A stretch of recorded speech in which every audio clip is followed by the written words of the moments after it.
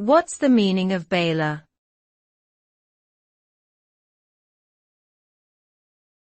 Baler.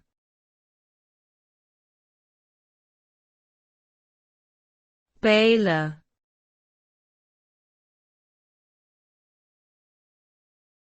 Baler.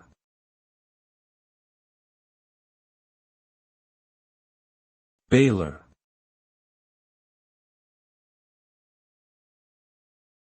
Baler refers to a device or machine that is used for compressing and binding materials, such as hay, straw, or other crops, into bales.